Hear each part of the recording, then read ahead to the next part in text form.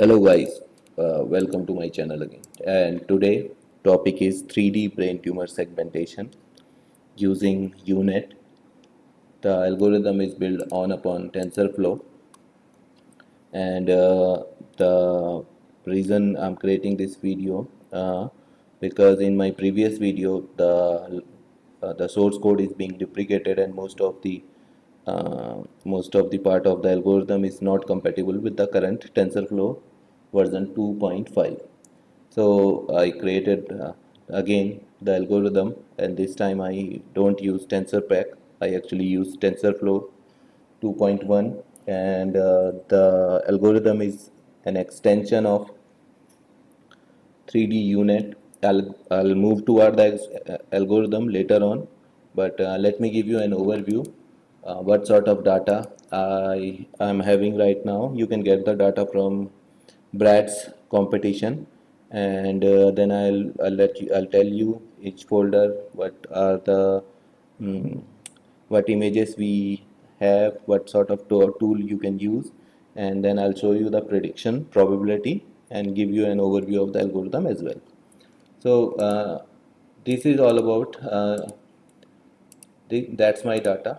For visualizing my data, actually I'm using Mango. I give an overview of this Mango tool on my previous video, but so once you have once you grab the data set from Brad's competition, you will get two folder like this, HGG and LGG. I do the basic pre-processing so that I can show you the visualization. Each folder inside the dataset consists 5 images. These images are in the form of NII or GZ format.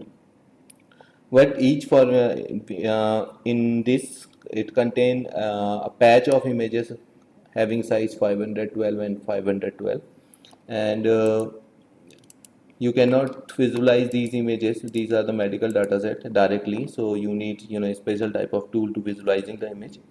What these images consist, basically these images consist the four different MRI section of the brain, and one the segmented part which is being segmented by the professional and give being and added inside the folder. This segmentation portion consists basically tumor.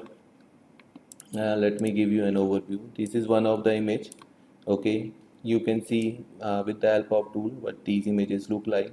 As you can see here, while I revolving the cursor, the image of brain is changing, and this sort of graphical overview it gives. So this is the portion of tumor which basically separately segmented by professional, and you can see here the whole tumor portion. The overall tumor portion we used to call whole, while the green one is basically enhanced tumor. And this the when you move the cursor, you will see here the value on here 1. So 1 means tumor core. So our main target is to determine where the tumor core is present, what is the size of whole tumor, where the rest of the portion of the tumor, and what classes they belongs to. So 3D segmentation of UNet architecture is somewhat similar to this. Basically, it consists both type of it need to do both type of thing. First, it actually do the classification part, segmentation part, where it would be able to identify where the tumor is being located, and then the second part is on the top of it. It must be able to identify that on the tumor portion which one is the tumor core, which one is the what is the size of whole tumor, and where the other part is available. Let me show you and my the result I have obtained.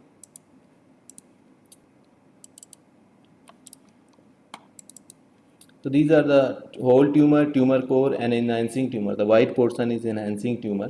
You can see here pretty much with the help of Dice coefficient. If you guys new to medical image segmentation, we actually use for medical images, instead of using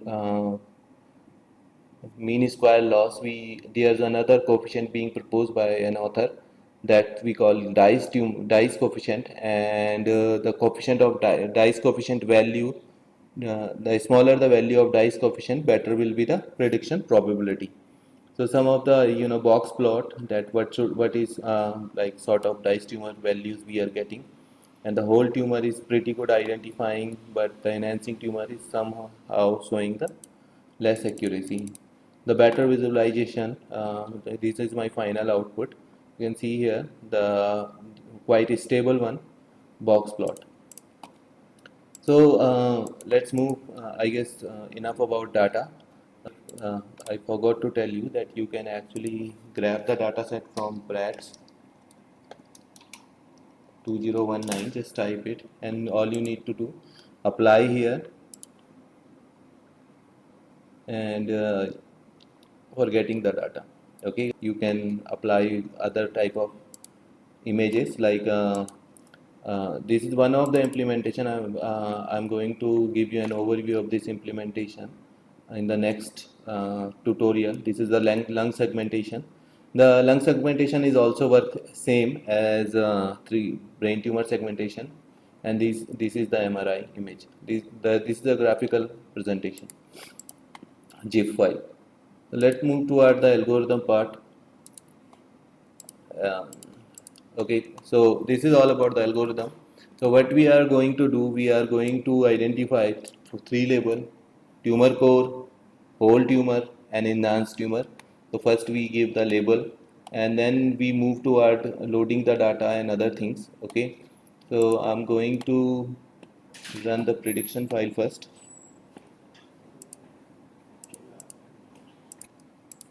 So guys, so this is basically our generator, and let me give you the overview of model.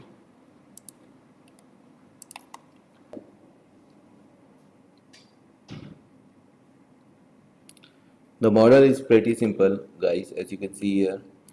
Basically, every time when you construct 3D unit, it combinations of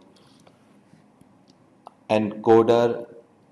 Sorry, it what it do basically, it decode the input image and then reconstruct the input image with some skipping layer.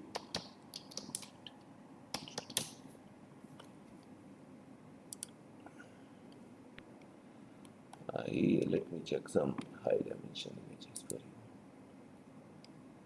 So guys, consider this image. Basically, what the role of 3D unit, it consists, the some sort of similar type of image I have shown you in the beginning. It takes as input, okay, and there's a one part of this input layer concatenate with the final layer of the decoder. So these part work encoder, while green will be work as decoder function with some skipping layer of parameter of encoder directly concatenate with the decoder function. So this is the similar. That's the similar way our algorithm will work.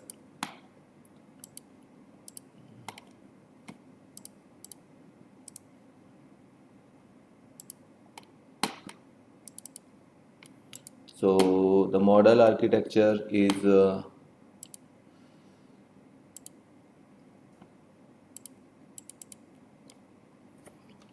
here. Basically, I guess it's visible now. So what first we need to do, define some custom function, create convolutional block. If every convolutional block is basically consist of two convolutional neural network sequentially, and one final convolutional neural network having the kernel size 111 and stride 1. That means input and output will having the same type of same shape, but upsample corresponding to the number of filter. Number of filter I have used in my program is 16, plus an upsampling method. Upsampling is deconvolutional, work as decoder. Okay, so these custom function will be used on the main program. Okay, first take the input layer, create convolutional block, and it downsample, it acts as an encoder and keeps doing encoding until unless we get the final, the smallest part of the uh, optimal features part from the input image, and then our upsampling block comes into existence, and finally our upsampling 3D block with output layer, the number of labels we want to segment in the main program. You can see the similar type of architecture while I do the debug, and I'm going to do debug from here. Let's see what we'll get.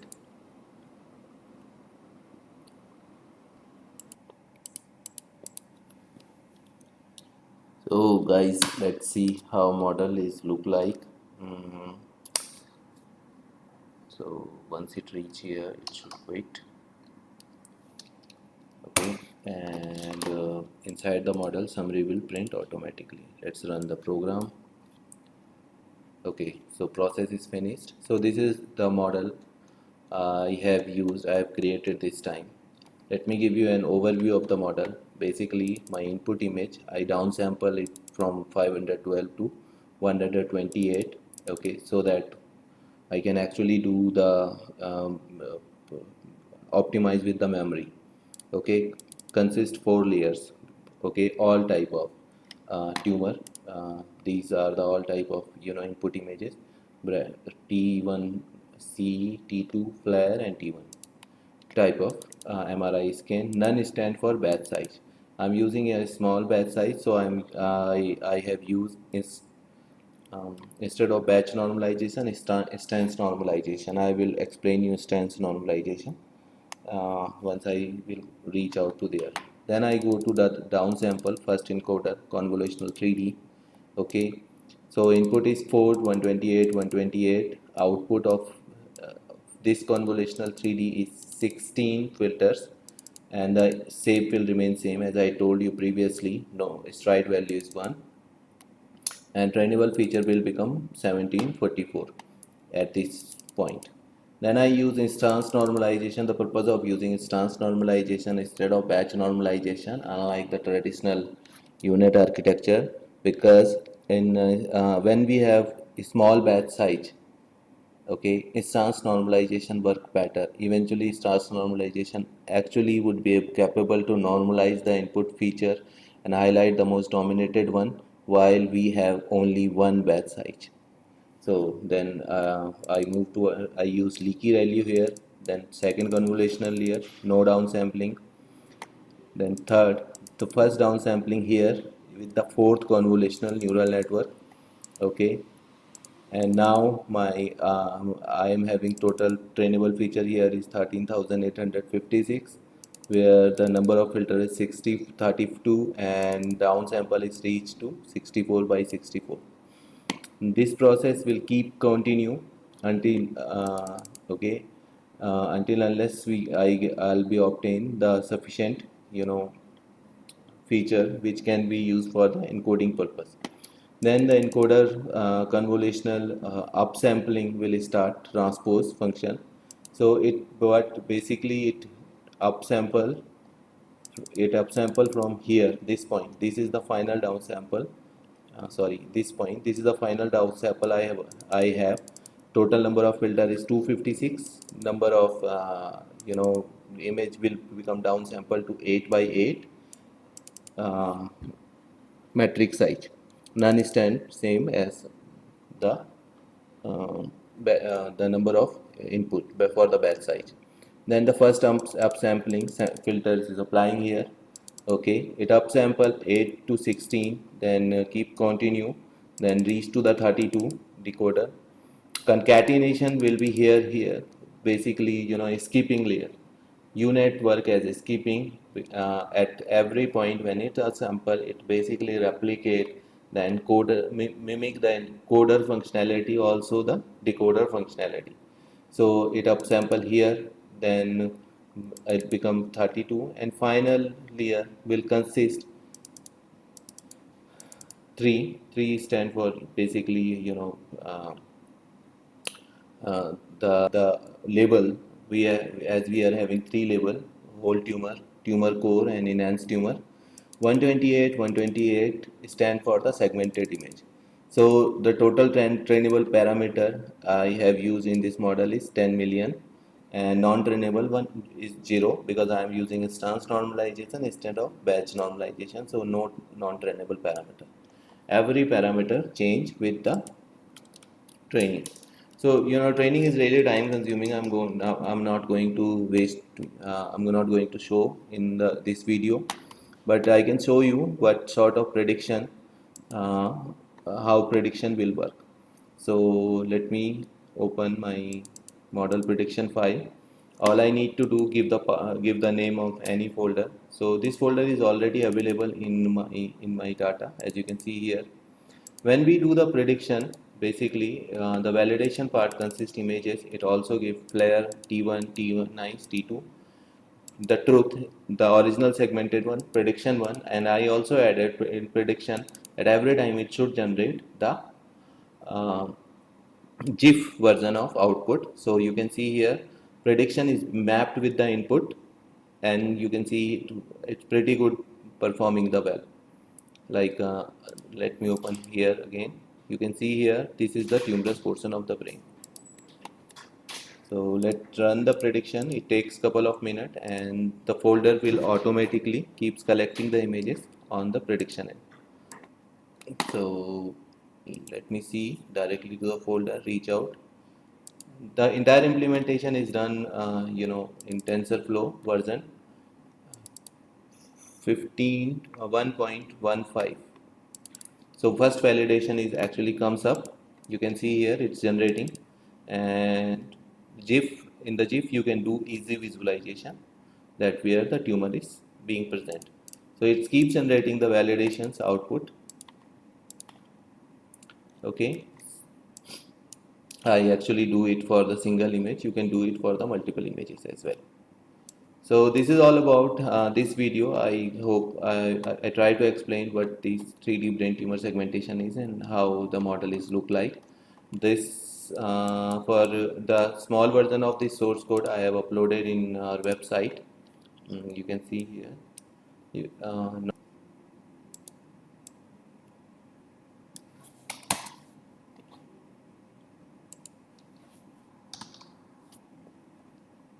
No, this one. So the smaller version of the code for for only one sort of prediction I have uploaded here. You can see with Neelan, and you can get the entire version of source code from here. So you can see that's the same, but for the smaller batch size, because while I generating this notebook, I was using Google Colab. Less trainable parameter, but accuracy is pretty good. And you can see here the loss, validation, dice coefficient, everything, and validation accuracy, and thereafter, yeah, model loss, dice coefficient, and how you can generate the prediction image with the help of, and how you can plot it, and what is the dimension of tumor, you can see here. So this is all about today. I hope um, you understand something. Prior to understand entire version of this source code, you must be able to learn few basic things about TensorFlow, and must have basic knowledge of how NeeZ images look like, what is 3D segmentation, and eventually we provide various type of services. You can join our classrooms and um, call us directly to understand these models. Okay, charges are nominal. We can talk about it later on. So thank you guys. Thanks for watching. If you please don't forget to subscribe, because if you watch this video and you don't subscribe the channel, then you will miss the other videos, because tomorrow I'm going to explain you semantic segmentation and what is all about, and I give you an overview how the code will look like and what sort of output you can obtain with the semantic segmentation. You can see here this is the lung one. I have shown you in the video, and this uh, segmentation consists every part is spinal cord, and later on you will see where the heart is being located, where the lungs is being located, so everything. So this you don't miss. Okay, guys, don't forget to subscribe the channel so that you can keeps getting the important and complex implementation algorithm and thesis topic, okay, in AI. Thank you and thanks for watching the video.